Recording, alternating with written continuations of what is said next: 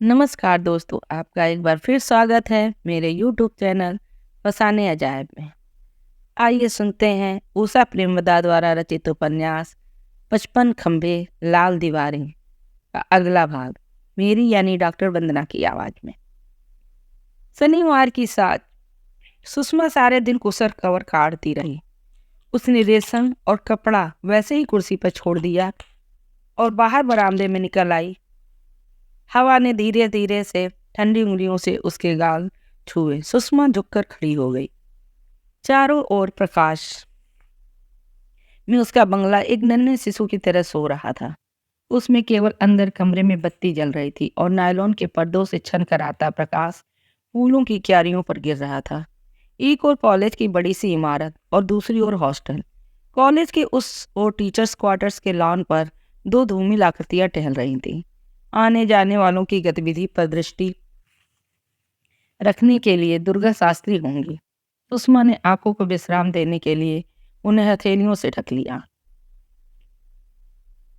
घिरता अंधेरा और संध्या की सहजता उसके शरीर में किन्हीं गांठों को खोलने लगी। एक अपरिचित सी शांति उस पर छा गई। ऊंची चार दीवारी के अंदर बसे उस संसार से उसका मन दूर अलग हो गया। अपना अस्तित्व भुलाकर वह एक बिंदु मात्र रह गई। शरीर को ढीला छोड़ चुकी, कुछ भी न सोचती हुई वह अंधियारे की शांति को पीती हुई कुछ देर वहीं खड़ी रही। सुषमा, मीनाक्षी के स्वर से उसने मुंह पर से हाथ हटाया और सीधी उठकर खड़ी हो गई। अंधेरे में क्यों खड़ी हो? ऐसे ही, सुषमा ने उत्तर दिया। तुम अपना ब्रोकेट का बटुआ दे सकती हो सुषमा? मीनाक्षी ने कुछ रुक कर पूछा। सुषमा बिना कुछ कहे अंदर गई, द्वार खोलकर बटुआ निकाला और उसे मेज पर उलट दिया। मीनाक्षी शीशे के आगे खड़ी हो अपने बाल छूती हुई स्वयं से बोली, आज मैं डिनर पर जा रही हूँ। अच्छा। पिताजी के एक मित्र हैं। मीनाक्षी मुस्कुराई। उसने अपना पर्स खोलकर दो एक चीजें बटुए में रखी, फिर उसे उठाती हुई बोली, मेरे कपड़ों से मैच करेगा ना? बहुत, सुषमा ने कहा। इतनी खोई खोई सी क्यों लग रही हो? नहीं तो, मीनाक्षी ने छोड़ी हुई अपनी बात पूरी की। पिताजी के मित्र हैं। उनके सुपुत्र कुछ महीने हुए विदेश से लौटे हैं। किसी काम से दिल्ली आए हुए हैं। वही मुझे डिनर पर ले जा रहे हैं। अच्छा, अब जाऊं, नहीं तो देर हो जाएगी। मीनाक्षी के पैरों में जैसे पंख लगे हों। सुषमा उसमें आए परिवर्तन से चकित थी। अपनी वेशभूषा के प्रति मीनाक्षी उदासीन ही रहती थी। उसे किताबें पढ़ने का शौक था और उससे भी अधिक उनका नाम सुनकर वो रौब जमाने का। पर इस समय उसके चेहरे का भाव ऐसा था जो अपनी शादी की बात सुनकर नीरू के चेहरे पे आ जाता था। सुषमा बटुए से निकली मेज पर पड़ी चीजों को उठाने लगी। लिपस्टिक के दाग लगे दो रुमाल, एक चाबी, एक मुड़ा तुड़ा कागज जिस पर एक टेलीफोन नंबर, एक पाउडर कॉम्पैक्ट। उसने कागज रद्दी की टोकरी में फेंक दिया। बाकी चीजें उठाकर श्रृंगार मेज पर रख दी। फिर वह बाहर नहीं गई, अंदर के बरामदे में निकल आई। रसोई में भी सन्नाटा था। भौरी बैठी हुई साग काट रही थी। सुषमा को हमेशा लगता था कि यह घर उसके लिए बहुत बड़ा है। हर महीने कुछ न कुछ नई चीजें लाने के बावजूद अभी दो कमरे खाली ही पड़े थे। सुषमा को अकेलापन घेरने लगा। उसने सोचा कि किसी के पास थोड़ी देर जाके बैठे, पर कपड़े बदलने और बाल संवारने का प्रयत्न उसे बहुत बड़ा लगने लगा। उसने रात की रानी के फूलों का गुच्छा तोड़ लिया और आराम कुर्सी पर पैर ऊपर कर बैठ गई। उस खाली क्षण में उसके आगे मीनाक्षी का उत्फुल्ल मुख तैर गया और जैसे उसके मुख की दीवार में एक दरार सी पड़ गई। वह न जाने क्या क्या सोच उठी। ऐसे अवसरों पर सदा वह खिन्न हो उठती और उसे अपने माता पिता ही दोषी प्रतीत होते। यदि कुछ परिस्थितियों वह सुषमा का विवाह न टल गया होता तो आज उसके भी सब कुछ होता। एकांत शामों का साथी, घर, मोटर, बच्चे। सुषमा ने सायास इन विचारों पर पूर्ण विराम लगा दिया। फिर वह अनायास ही नील के संबंध में सोच उठी। बहुत दिनों से उसे नील की कोई खबर नहीं मिली थी। उसके न आने से सुषमा को चैन सा मिला था। नील ने उसके बंधे जीवन में एक ऐसी हिलोरे उत्पन्न कर दी थी कि उनके परिणाम की आशंका से ही सुषमा विचलित हो उठी थी। पर इस समय हाथ में सुवासित फूल लिए नील के बारे में सोचना उसे बहुत स्वाभाविक लगा।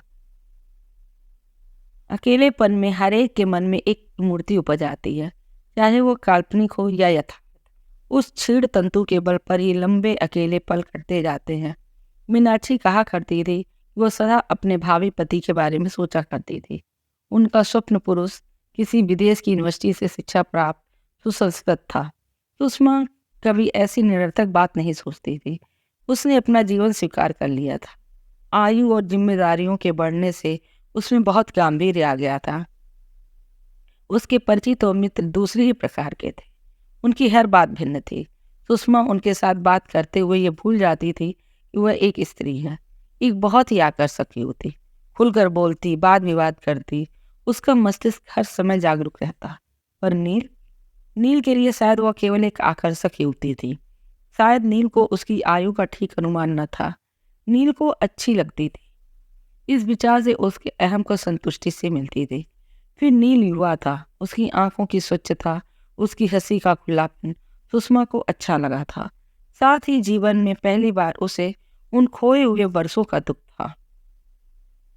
जीवन की भागदौड़ और जीविका के प्रश्नों में चुपचाप विलीन हो गए वे वर्ष अब उसके चारों ओर दीवारें खिंच गई हैं। दायित्व की कुंठाओं की, अपने पद की गरिमा की और परिवार की। सुषमा को प्रेमी नहीं चाहिए था। उसे पति की आकांक्षा भी न थी। पर कभी कभी उसका मन न जाने क्यों डूबने लगता। अपने परिवार का सारा बोझ अपने ऊपर लिए सुषमा कांपने लगती। तब वो चाह उठती कि दो बाहें उसे भी सहारा देने को हों। इस नीरवता में कुछ अस्फुट शब्द उसे भी संबोधन करें। केवल सुषमा जाती हुई एम्बुलेंस को देखती रही।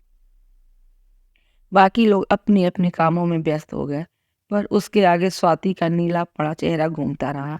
यह घटना इतनी शीघ्र हो गई कि सुषमा अभी तक उस धक्के को संभाल न पाई।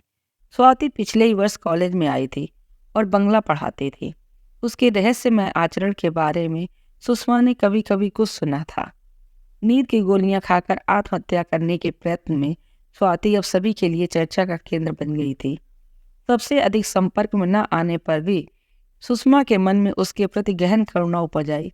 न जाने किस कारण से स्वाति को ऐसे कार्य के लिए बाध्य किया गया होगा। वैसे तो डॉक्टर ने प्रिंसिपल को आश्वासन दिया कि स्वाति ठीक हो जाएगी, पर सुषमा के मन में भय सा समा गया। कुछ खिन्न और उदास सुषमा स्टाफ रूम में पहुंची तो वहां बड़ी चटपटी बातों का दौर चल रहा था। वह कुछ खड़ी खड़ी सुनती रही। फिर से ऐसा ही उसका मन वितृष्णा से भर आया। उसे लगा कि वह शिक्षित महिलाओं के मध्य न होकर कहीं नौकरानियों के बीच में जाके बैठी है। स्टाफ रूम में एकत्र सभी महिलाओं को स्वाति की बातों में वही रस आ रहा था जो कि माहरी महाराजिन को पड़ोसिन की चर्चा में आता था। और फिर एक दिन सुना कि पड़ोस की श्यामा मर गई। सुषमा ने बात बीच में काट कुछ तीखे स्वर में कहा, ऐसी बात मिसेस पुरी क्या आपको शोभा देती है? कुछ भी हो, स्वाति हम में से तो एक थी। आज आप उसे कह रही हैं, कल किसी और को कहेंगी। सुषमा की बात से मिसेस पुरी का चेहरा एक क्षण को फीका हो गया। फिर वो संभल कर बोली, सामाजिक मापदंडों का कोई उल्लंघन करता है तो उसे दंडित होना ही पड़ता है। सुषमा, मुझे स्वाति से बिल्कुल भी कोई सहानुभूति नहीं है। आपके सामाजिक मापदंड ये कहते हैं या आप सबके सामने किसी के व्यक्तिगत जीवन की धज्जियां उड़ा देती है? हर एक का जीवन ऐसा अनुल्लंघनीय दुर्ग है जिसका अतिक्रमण करना किसी का अधिकार नहीं। सुषमा क्रोध से कांपने लगी। उसी की साथी ने उसे हैरत से देख रही थी। सुषमा कहती गई, यदि आपको पता चला कि स्वाति किसी परेशानी में है तो आपको उसको सहायता करनी चाहिए थी। वह लड़की दूर देश से आकर अस्पताल में पड़ी है और मैं क्या सहायता करती? अपने पास रख लेती और शिशु होने पर मिठाई बांटती? मिसेस पुरी ने व्यंग से पूछा। बात बढ़ने के भय से मीनाक्षी सुषमा की बाह पकड़कर अलग खींच ले गई। तुम भी व्यर्थ की बातों में उलझ गई हो सुषमा, चलो हमें किसी से क्या मतलब। बाहर निकलकर मीनाक्षी ने कहा, तुम्हें बड़ा क्रोध आ गया, अभी तक काँप रही हो। सुषमा अनायास ही मुस्कुरा दी। मुझसे उनकी बातें सुनी नहीं गई मीनाक्षी। स्वाति की आयु ही क्या होगी, मुसीबत में फंस गई है तो मदद करना तो दूर, उसकी दशा पे हंसना मुझे सह ना हुआ। मीनाक्षी ने अपने कमरे का ताला खोलते हुए कहा, दुनिया की यही रीत है सुषमा, दूसरे के फटे में पैर अड़ाना सबको अच्छा लगता है और हम बहुत प्रबुद्ध प्रगतिशील महिलाएं बनने का दम भरती हैं। सुषमा थककर कुर्सी पर धक से बैठ गई। सारे कमरे में मीनाक्षी की चीजें लापरवाही से बिखरी हुई थीं। सुषमा ने एक दृष्टि पूरे कमरे पर डाली, फिर हाथ रख लिया। मीनाक्षी ने स्टोव पर पानी रख दिया और सुषमा के पास आकर बैठ गई। बेचारी स्वाति, अब वो क्या करेगी, उसने अपने आप से कहा। सुषमा उसी तरह बैठी रही। स्वाति का क्या होगा, यही विचार उसे उद्वेलित कर रहा था। और फिर मिस शास्त्री खबर लाई कि स्वाति सेन ने 1 महीने की छुट्टी लेके दरख्वास्त दी है। यही तो होना था, मिस शास्त्री ने कहा। मुझे तो उसके रंग ढंग देखकर ही शक होता था। पार्ट टाइम बंगला की लेक्चरर और उसमें हर रोज 60-65 रुपए की साड़ी पहनना कैसे संभव हो सकता था। मिस शास्त्री की दृष्टि सुषमा पर पड़ी और एक लघु क्षण को रुक कर बोली, भाई मैं तो कहूंगी सुषमा, तुम ना सुनना चाहो तो उठ जाओ, यह अनाचार मुझसे नहीं देखा जाता। सुषमा उनकी बात सुनकर मुस्कुराकर टाल गई। अब लड़कियों को ही लोग न तमीज है, न कायदा, न शर्म, न लिहाज। कल मैं रात को कपड़े बदल रही थी कि अचानक ही ऊपर नजर आई। देखती क्या हूँ, रोशनदान से 2 लड़कियां झांक रही हैं। मिस शास्त्री की बात सुन सुषमा के पास बैठे मीनाक्षी ने अपनी हंसी छिपाने की चेष्टा में मुंह फेर लिया। आपने उन लड़कियों को डांटा क्यों नहीं, मुझे नाम बताइए तो। मैं फाइन कर दूंगी, सुषमा ने कहा। मीनाक्षी धीरे से बोली, वाह वार्डन साहिबा, बड़ा रौब है। पर उस दिन रात को किसके साथ वापस आई थी, इसकी कैफियत तो दीजिए। मैं? सुषमा ने आश्चर्य से आंखें फैलाकर पूछा। कब? अरे तभी। उसे अचानक याद आ गया और वो झेप गई। अरे हटो, उसने मीनाक्षी को घूर कर देखा। बड़ी तेज आंखें हैं मेरी, कौन था? उसने कुरेदा। मीनाक्षी हंसने लगी। अरे ऐसे ही एक जान पहचान के थे, कनाट प्लेस में मिल गए। उन्हें बहुत मना किया पर माने नहीं, यहाँ तक छोड़ गए। सुषमा ने बहुत सहज भाव से कहा। उसे लगा कि इससे अधिक नील का परिचय उसे और क्या दिया जा सकता है। 15 सितंबर को सुषमा का कॉलेज दशहरे की छुट्टी के लिए बंद हुआ। हॉस्टल 1 दिन में खाली हो गया। घर जाने से पहले सुषमा को 3-4 दिन रुकना पड़ा। अधिकांश नौकर भी छुट्टी पर चले गए। जाने से 1 शाम पहले वो कॉलेज के सामने के लॉन में चुप अकेली बैठी थी। उसने सुरमई रंग की एक कार गेट के अंदर घुसते देखी। किसी लड़के के बारे में पूछने कोई आया होगा, यह सोच सुषमा ने उस ओर ध्यान नहीं दिया। कार पोर्च के पास जाकर रुकी। सुषमा ने मुड़कर भी नहीं देखा। पीछे से परिचित से स्वर ने कहा, सुषमा जी। ओह, आप आइए। सुषमा ने स्वयं नहीं जाना कि उसके कंठ में हालात कहाँ से आ गया। उसकी आंखें एकदम से दीप। नील वहीं घास पर उसके पास आकर बैठता हुआ बोला, आप अभी तक यहीं हैं, घर नहीं गई? कल सुबह की ट्रेन से जाऊंगी। तब तो ठीक टाइम से आ गया, अगर ना आ पाता तो आप ना मिलती। मैं घर चला गया था, कल रात आया हूँ, नील ने बताया। सब लोग ठीक हैं? सुषमा ने पूछा। ठीक है, नील हंसा। ऐसी आत्मीयता से पूछ रही हैं जैसे सभी को जानती हूँ। पता भी ना होगा कि मेरे घर में कौन कौन है। कौन कौन है? सुषमा ने पूछा। अभी कोई है, बहुत स्नेही माँ है, बहुत ढीठ बहन है, नलनी BA में पढ़ रही है। इस बार मैं कार भी ले आया, पिछली बार गलत बस में बैठ गया था, बड़ी मुश्किल से पहुंचा। सुषमा हंसने लगी। और क्या होगा, आप तो इतने अस्थिर मन के हैं, कोई कहेगा कि मत आओ तो आएंगे, रुकने को कहा जाएगा तो चले जाएंगे। ना आपने बुलाया ना आपने रोका, जबरदस्ती आया था, जबरदस्ती चला गया, नील ने बिना किसी शिकायत के कहा। वो सुषमा की पलकों का उठना गिरना देखता रहा। वो घुटनों को बाहों से घेरे बैठी थी। ढीली बेड़ी में से कुछ बाल निकल आए थे। उसकी समझ में नहीं आ रहा था कि वो नील से क्या बात करे। नील ने उसकी ओर हाथ बढ़ाया तो वो बुरी तरह चौंक गई। आपके ब्लाउज पर एक कीड़ा है, नील ने कहा। गर्दन मोड़कर सुषमा ने देखा और उंगली से कीड़ा झाड़ दिया। शायद वो जान रही थी कि आगे क्या होगा, इसीलिए जब नील उसके पास गया तो उसे आश्चर्य नहीं हुआ। वो अपनी पीठ पर नील के दिल की धड़कन महसूस कर रही थी और नील की उंगलियां उसकी अनावृत बाहों को छू रही थी। वो उसी तरह बिना हिले बैठी रही और स्थिर पलकों से कॉलेज की नई बिल्डिंग देखती रही। उसे पता था कि कहीं कोई नहीं है, रात का चौकीदार छुट्टी पर है। अगर सारी रात भी वो दोनों ऐसे ही बैठे रहे तो किसी को पता नहीं लगेगा। सारी रात उसका शरीर थरथरा उठा। नील ने कुछ नहीं कहा, उसकी पीठ से सटा बैठा रहा, उसकी बाहों को हल्के हल्के छूता रहा। उसके केसों की सुगंध में डूबा सा। सड़क पर से बेसुरे कंठ से गाता हुआ कोई राही गुजर गया। एक बस बिना रुके ही तेजी से निकल गई। क्या सोच रही हैं? नील ने बहुत धीरे से कहा। कुछ नहीं, खंभे देख रही हूँ। कितने खंभे हैं? आप ही गिन लीजिए। उसी तरह बैठे बैठे नील ने 55 तक गिना। फिर कहा, अब तो नहीं गिना जाता, अंधेरे में फिर गिनूंगा। फिर मौन। सामने कॉलेज की विशाल इमारत, जिसमें ढेर से खंभे थे। हर खंभे में एक बत्ती लगी थी। लंबी लाल दीवारें और निर्जनता। यहाँ रहना अच्छा लगता है? नील ने कहा। हाँ। फिर लंबा मौन। नील ने कहा, आप तो चुप बैठी हैं। फिर क्या करूं? क्या बात करूं? आधुनिक कविता पर या पिकासो पर? नहीं, अपने बारे में कुछ बताइए। मैं आपके बारे में कुछ नहीं जानता, सिवाय इसके कि आप मुझे बहुत अच्छी लगती हैं। अपने को पीड़ा देने की किसी अनजान भावना से प्रेरित हो अपने स्वप्नों को रोकते हुए सुष्मा ने कहा। उम्र 33 वर्ष, घर की गरीब, हिंदी की टीचर। कुछ और जानना चाहते हैं?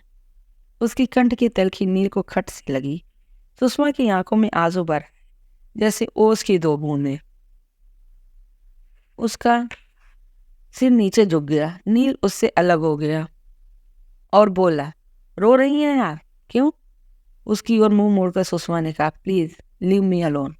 बहुत धीरे से नील ने कहा, अच्छा, जा रहा हूँ, फिर कभी आपको तंग न करूँगा। सुषमा ने उसकी ओर से मुंह फेर लिया। उसने कार स्टार्ट होने की आवाज़ सुनी। फिर गेट के पास रुककर शायद नील ने उसे खोला और चला गया। सुषमा को एक अनजानी उदासी ने घेर लिया। उसने अपने खुले बालों को इकट्ठा कर उनको एक बल देकर गांठ बांध ली और बक्स में पड़े रखने के लिए रख दी। उसका मन हो रहा था कि सो जाए, कुछ करे ना। घर जाने का उत्साह न जाने कहाँ डूब गया। अंदर चौके से भौरी के बर्तन उठाकर रखने की आवाज़ आ रही थी। उसकी तत्परता देख सुषमा को और खींचा रही थी। बक्स में कपड़े भरकर उसने वहीं कमरे के बीचों बीच छोड़ दिया। उसकी समझ में नहीं आ रहा था कि खाली 3-4 घंटे कैसे बिताए। अगर नील होता तो वो समय सहज ही कट जाता। सुषमा ने इस विचार को जन्मते ही कुचल डाला। नील से मुझे क्या, वो मेरा कौन है? पर उसकी खुली बाहों में हल्की सी सरसराहट हुई और बढ़ती बढ़ती उसके सारे शरीर में व्याप्त हो गई। सुषमा पलंग पर आंधी जा गिरी। उसने नरम तकिए में मुंह गड़ा लिया और फिर उसने दांतों से अपने होंठ काट लिए और वैसे ही निश्चल पड़ी रही।